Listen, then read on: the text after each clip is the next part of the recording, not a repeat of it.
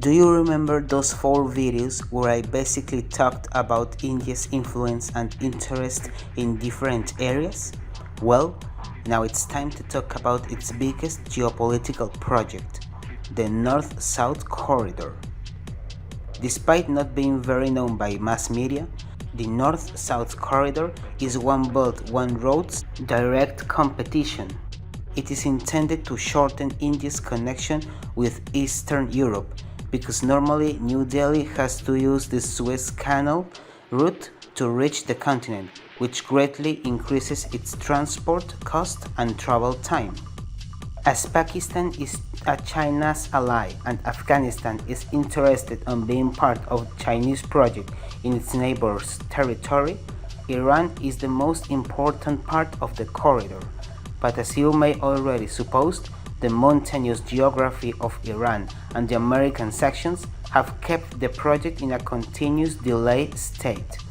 Iran's government has always had problems financing its part of the corridor, and this is something serious if we take in account that it's an initiative that began in the year 2000. So, after a procrastinating long period, the Ashgabat Agreement came in 2011.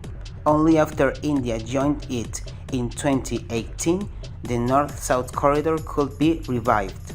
Besides, it allows New Delhi a better linking with the Persian Gulf. It also buoys Indian influence in Afghanistan through Chabahar port since 2017. Practically, Iran needs the India's corridor to regain connection with the outside world. That's what allocates 1% of its revenues to infrastructure projects related to it. Oman, of course, could not be aside from this. After all, is one of the full members of the corridor, and countries as Bulgaria and Latvia have interest in being part of it.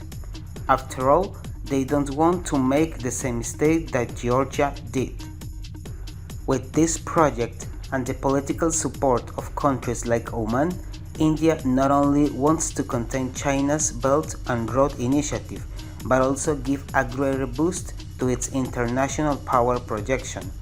In the best of the cases, it could even earn a permanent seat in the UN Security Council, which is one of its main goals. Russia knows that this corridor will be beneficent, for it will enhance its connection with Asia and shall attract investors from the continent. For countries like Azerbaijan, Armenia, and the whole Central Asia, all of them landlocked countries, it's the chance of being the bridge and the core of the emerging Eurasian trade.